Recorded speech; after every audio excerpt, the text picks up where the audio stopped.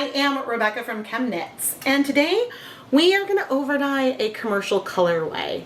This is Daydream. Maybe chain plied isn't the right term. Maybe it is more of an I-cord type construction, but you can see some of those details in there. Now this colorway is actually really beautiful. It's dappled, it has depth to it. So I want to do something that is fun. And I'm hesitating because I keep changing my mind on what I want to do. And so sometimes it's a shame to take something that is so pretty already to overdye, but honestly, I probably wouldn't use it in this color for myself. And that there is a reason to overdye something. If you have something, no matter how pretty it is, but you don't think you want to use it, grab your dyes and have some fun. But the first thing I'm going to need to do is remove this from the ball construction that we have and find the end. Hopefully there it is. And so I'm going to go and probably use my electric skein winder and wind this into two separate 100-gram skeins, so that way we can dye it and get access to more of the yarn at once. Well, I happen to have an automated skein winder. I know that's not a tool that's accessible to everyone, so I used this PVC pipe nitty matty and wound the skeins around, tying the ends around the yarn. And now I'm gonna go pre-soak it in some plain tap water. Now the yarn is currently tied around fairly tightly, which will give some resist to the yarn, but I don't mind some of the original color being in our final product. And so I'm not concerned about the tightness. But if you want to completely cover up the original color, I would recommend using butterfly ties and adding a bunch of extra ties that are going to be really loose so you don't have any constriction. Now for a non-superwash yarn like this, it may not be very absorbent, and having not dyed this particular blend, it's hard to say how quickly it'll soak up water. And so with yarn that I know that it's pretty absorbent, I might only pre-soak for 30 minutes. For a yarn I haven't dyed before, maybe I would do an overnight pre-soak just to make sure it's well saturated. This yarn does seem to be soaking up water pretty quickly. There may be some dry spots in here. It's a little hard to tell. But since I don't mind about there being some of the original color left in here, a shorter pre-soak isn't necessarily a bad thing. But however, due to my schedule today, this will likely pre-soak for a couple of hours or overnight. The only real reason why I'm talking about pre-soak length now is that sometimes I do 30 minutes, sometimes I do brief, sometimes I do overnight, and occasionally it's because for the technique I want to do, I need the long pre-soak, and then other times it's just logistically what makes sense, and I'm trying to make sure that I have the yarn ready to go for as soon as I'm ready to go and starting to dye it. I'm planning on dyeing this with some dry dye powder, and so I'm going to want a yarn mop today, or another skein of yarn that I'll use to take the dye that's on my gloved fingertips and wipe it on here to create a bonus colorway, leaving no dye behind, and plus these mops end up being really, really stunning. In this basin I have 16 cups of water, and I'm adding 4 tablespoons of white vinegar. And my vinegar is 5% acetic acid. Now, Swish DK, which is our yarn mop from Knit Picks, is 100% superwash merino wool, and it absorbs water really quickly. I am a Knit Picks affiliate, so if you'd like to learn more about any of the yarn bases or any other tools and equipment that I use in my videos, I will have links and affiliate links in the video description, and I may earn a commission if you make a purchase through one of my links. Now, I've not added any acid onto our Daydream, was that what it's called, yarn yet, but I am going to put the yarn mop on top of it. Since when we set up the dye bath for here we will have acid in it, it doesn't matter that this is pre-soaked with no acid and that our yarn mop has pre-soaked with acid. So we now have all this ready to go, and we can start setting up our dye bath. I've gone all over the place with the colors I wanted to use today, but then I realized I would want to use a red and a blue. So I pulled Dharma Acid Dye's Indigo Blue and Cherrb Bomb. And then, just to, I think, help, and we'll see how I feel once I actually put these colors on the yarn, I also grabbed some Berry Crush and Baby Blue Eyes.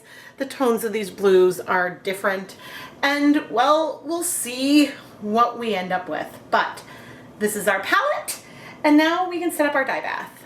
I'm going to use my electric hot plate today. We've got 2 burners. It's always unplugged until I'm ready to get started. We have the gas company coming later to replace the meter, and so I'm glad I have an alternate heat source so that way I can still do my dyeing today. All right, I'm going to start, let's see, oh goodness. This is about 4 cups of water, and I'm going to go ahead and add 3 tablespoons of white vinegar. This is a lot of acid, but given the alpaca and the non-superwash nature of our yarn, I have a feeling it's going to take a while for colors to strike. And so I want to give us the best setup for success. And also, I don't know how quickly these colors may strike and if we'll be able to flip the yarn easily. Okay, so adding the yarn. My camera stopped filming. I may have pressed the button while I moved it. Hopefully this doesn't happen again. It's made me a little nervous and is meaning that I should get my old camera repaired soon. I do have a backup, but yeah, I think it's time to repair that other camera. But anyway, I realized that the water level with just 4 cups of water in here was pretty low. Almost all the water was soaked into the yarn, so I did add the additional 4 cups. So we have a total of 8 cups of water in here. And so part of what this is doing is allowing the yarn to be less compressed in here. We do have liquid at the surface, and some of the water might evaporate once we start heating things up, but the big plus that we have is that hopefully this will help the dyes spread a bit more. So we'll see how things go and if I want to add even more water in a little bit. But now I'm going to start heating things up, which can take a little bit of time sometimes. And once things are nice and steamy, I'll go put on my deluxe rubber respirator mask, safety glasses, and gloves. Let's start off with our red, because I'm curious how this might feel. And we may spread these colors out, but since the yarn is non-superwash, these speckles that I'm adding will likely spread out. But I'm attempting to add a similar amount of color to each of our skeins. And I'm hoping to not overdo things also. Now, each time after I finish adding dye, I am wiping the dye onto our yarn mop that is just off camera. And then I want my fingers to be dry before I go into the next color of yarn. So then I'm drying them on a paper towel.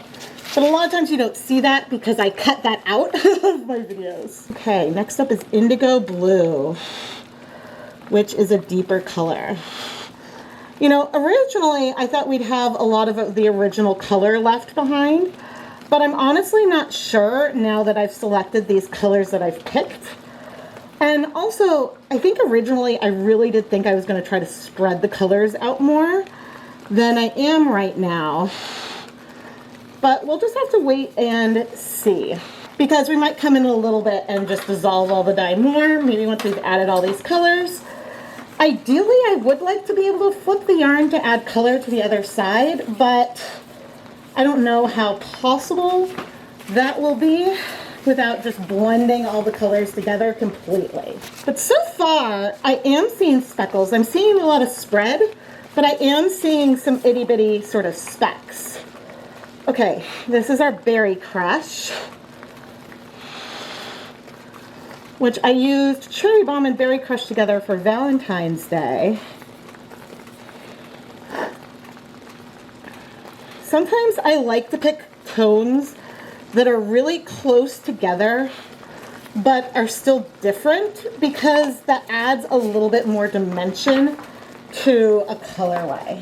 Because I think right here on the yarn, on camera, it might be, there's difference, but it might be hard to see, but in person, the pink and the red are very different. Patience, patience. Okay, and now I'm expecting baby blue eyes. If I'm remembering correctly, I did not check my blue swatches. I'm expecting this to be a brighter blue than the indigo. The indigo is almost looking more green to me now that I'm looking at the two. Baby blue eyes is one of my favorite colors for sure. I love how like painterly this is all looking right now. And not that the yarn mop is good swatches, but this is the baby blue eyes. That's the indigo. I think the indigo really does have a little bit more yellow in it, which is funny because you would think that it would feel like it had more red, but I don't know. I don't know entirely what I'm talking about. But see, some of these colors that we added near the beginning are really spreading out. And I think I'm gonna try to not touch this, which goes against my instincts because I wanna get a spoon and touch and move these colors. But let's give it 5 minutes to see what these colors will do on their own. And I'm gonna try to not move the camera in the meantime. So we can look at it right now. And here we are after 5 minutes. It's hard for me to say without reviewing the footage, but I'm seeing a lot less speckle and I'm seeing a lot more spread of our colors. And since all of our dye powder jars are closed, that's why I've taken off my respirator. I will put it back on before we go get more dye. But there's a hint of some blue, only a hint. Okay, well there's a little more red, but we're near the edge. Okay, there we have more blue. Okay, so I would say that a lot of the color has struck, but there are some places, particularly around the edges, where the color has not had that chance yet. So I think what I want to do is not move that too much. I don't really want to turn up the heat. But I think that I'm going to let this sit another 10 minutes before we flip it over. Because once we flip the yarn over, there's going to be movement of dye, and we'll definitely lose some of those pastel areas, but losing some would be okay. I'm not, again, concerned about that. But I think that waiting 10 more minutes will give a chance for more of the colors to set in place. So that way we still have these like changes of color throughout the yarn, because that is what I would like to see. So waiting is the best thing we can do. And the other thing I can do to help is to cover the pan with some aluminum foil. This is gonna trap some of the steam. And I've set my timer for 10 minutes, but having this covered will trap some of that steam, which therefore will help heat everything a little bit more evenly, because we're not losing the heat with the steam. And so hopefully that might help as well. It certainly won't hurt to have things covered. And so I'll be back in 10 minutes. It's been 10 minutes. I'm hearing bubbles, which makes me a little nervous. Whew. Lots of steam. All right, let's see. I'm gonna reduce the heat. The one downside of a hot plate is that you can't increase the heat really quickly or decrease it. Okay, see, there's gonna be some spread. There's lots of like extra pinks there and some reds, but I do wanna flip the yarn over. We're gonna go for it and attempt to do this quickly. Again, this might mean we're gonna lose a lot of the tans, but maybe not that many. And I'm attempting to lay this out so we can see as much undyed yarn as possible. And so this does tell us something, that we have less color. Like some of the colors did go through all the way and some didn't, especially like around these ties. But now we have a nice little canvas here so we can add more dye onto this side. I put my deluxe respirator mask, safety glasses, and gloves back on and went through and added little bits of the 4 dyes onto our yarn. It's really helpful to see that the colors are spreading a bit but are also staying in place, because sometimes with a non-superwash yarn, when you add a lot of dye, things can run together a lot and you can lose some of those separations of color. So I'm very happy with how this yarn picks up color. My hesitation though is that this yarn base was a limited edition, so I won't be able to go and get more of this yarn base unless I'm, say, searching through stashes on Ravelry or something. And so that's always the downside to creating a video years after a yarn base has been discontinued, but I digress. Once I finished adding on the color, I waited 5 minutes before bringing my spoon over to work the colors through a little bit, and then I covered up the yarn waited 10 minutes before coming back and checking to see if I was happy with the color coverage. And I'm filming this voiceover beforehand, but I'm assuming that I'm gonna feel okay with the color coverage. And so I'll move the yarn and then recover it and wait an additional 20 minutes. So we will have had 30 minutes of heat from the last time I added dye. It has been 30 minutes and I anticipate that there'll be a little bit of color in our yarn still, but I'm still gonna remove it from the dye bath. Actually, that's not very much color in there. Hopefully, we won't have a lot of bleeding. I don't wanna manipulate this too much, so I'm gonna go set this aside to cool. And I'm gonna bring over our yarn mop, but first I'm gonna turn this up and we're gonna add some more acid. Let's do another 2 tablespoons. We're gonna add some more water. Here's another 8 cups of water. Okay, now I'm getting the yarn mop and we're gonna start putting her into the water. And actually, well, look at that. A lot of the color has struck already. Yes, you can see some moving. And I'm gonna move this more so we can capture some of those pinks. But a lot of the color that was here in our mop really bound already just at the room temperature. So that is pretty exciting. Now I'm trying to spread it out so we're not really twisted. And I'm gonna bring this up to temperature and we'll heat this for 30 minutes. Okay, it's been 30 minutes. I did go ahead and cover it. Whew. And I would say the colors did spread some. We have like a really pretty baby pink all over. Oh, and since I was turning this off, I should also unplug the electric hot plate so it can start to cool off. But in the meantime, ooh, this is so pretty. I'm so glad we put it in.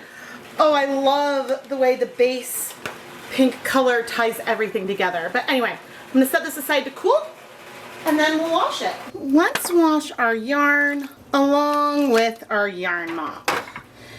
And there's a lot more color in our yarn, but it was also darker to begin with. I'm gonna add a little bit of some clear dish soap. And we're hoping to see no color in the water. I could have left our Alpaca blend yarn to cool in the dye bath instead of removing it, but turns out I was a little nervous and I didn't need to be. There's no color in the water. This is wonderful. Sometimes, and I think there's a video I shared recently where I did start washing yarn while it was still warm. I do not recommend that on non-superwash yarn. Please let it cool all the way to room temperature before you start washing it. But anyway, I'm gonna finish rinsing out the soup. Basically just filling the basin and lightly wringing out the yarn. Not wringing, no agitation, lightly squeezing out the yarn. And then I'm gonna put the yarn through my spin dryer and hang it up to dry. Well, this yarn is now much louder than it was before. I love the vibrancy of the colors. And I really am glad that I used both the pink and the red and then the 2 blues because it gives some different depth and dimension, and I think that it could have felt a little bit flat if we had only used, say, the pink and 1 blue, because having those subtle differences, I mean, not that this is subtle, but it just sort of helps pull things together. Now, texturally, the yarn is gripping to itself. And this isn't like a huge concern. There was a lot of halo to the yarn and it does pull apart easily. So we don't have a felted mess, but this is something that can happen with a yarn that has a little bit more of a halo because the halo can be a little disordered to begin with. So it's just something to be conscious of. If you really wanted to, you could reskein it. However, I don't think that there is much benefit to going through and reskeining it because it's possible that the yarn will just grip to itself all over again. But maybe it wouldn't, but you can see how easily, like I'm not having to put a lot of pressure and it is pulling apart no problem. The yarn map today feels so different, mainly because, well, the base color was different, and so these same colors on it are much more vibrant overall and less muted like they are on our other yarn. I am Rebecca from ChemKnits, and I really hope that you've enjoyed this video. It is so much fun to play around with dyeing different types of fiber content, different constructions of yarn, and seeing how those respond to the dye.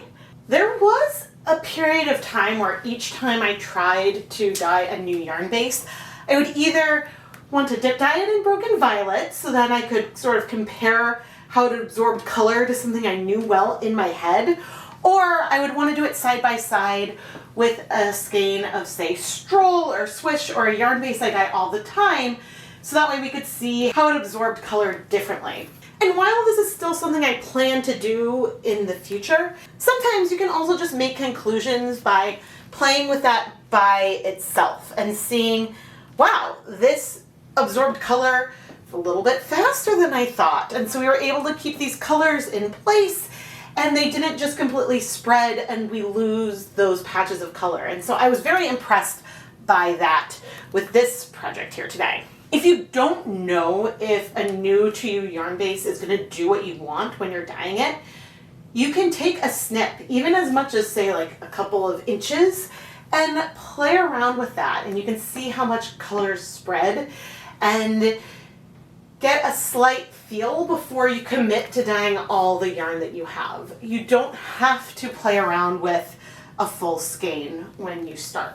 And I do have examples of that in other videos. It's more specifically when it came to like over dyeing and trying to make sure that a color would show up or that I would like the finished hue. But yeah, that's just something that you can do. Please subscribe and turn on notifications so you never miss a new video. This is by far the biggest thing you can do to help support the ChemKnits Tutorials YouTube channel.